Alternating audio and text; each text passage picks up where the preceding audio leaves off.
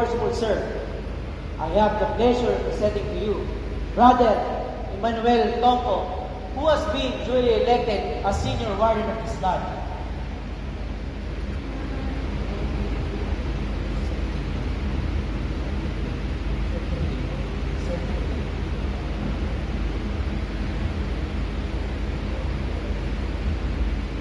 This certificate for his proficiency in the lecture and ritual of the first and second degree.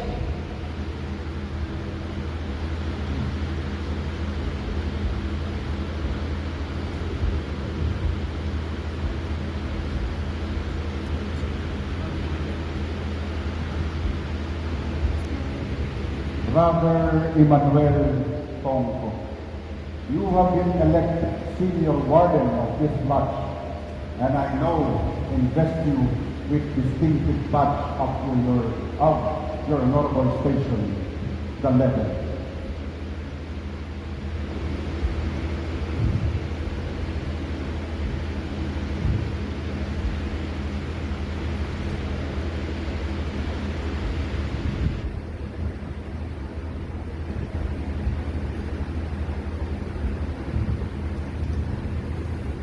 The level demonstrates that we are descended from the same stock, and we partake of the same nature and share the same hope, and that although distinctions among men are necessary to preserve subordination, and yet no eminence of station should make us forget that we are brethren.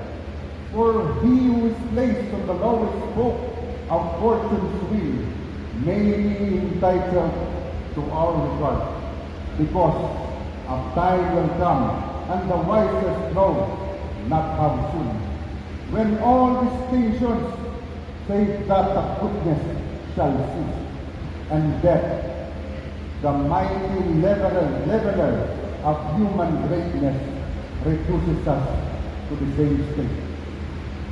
My brother, you have heard the Master give his assent to support and defend the ancient charges and regulations of free and accepted nations. Do you also make the same pledges and promises, fully understanding the same? Then, very worshipful Master of Ceremonies, conduct him to the altar and place him as a Master Mason.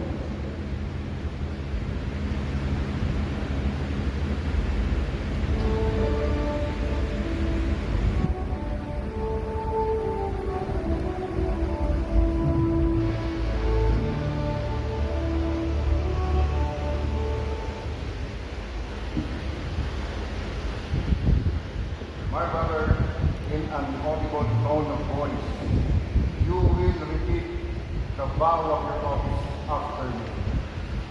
I Do solemnly and sincerely vow that I will maintain, support and enforce the Constitution, edicts, laws and regulations of the most worshipful Grand Lodge of free and accepted Masons of the Philippines, and the bylaws of my lodge, and I will faithfully perform to the best of my ability all the duties of the office, and that of the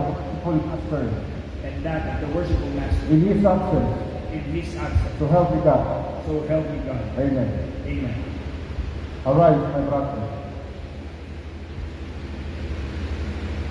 Your regular attendance at your stated meetings is essentially necessary. In the absence of the Master, you are to govern the lodge. In his presence, you are to assist him in the government of it. I firmly rely on your knowledge of Masonry and your attachment to the lodge with the faithful discharge of the duties of this important trust. Look well to the west.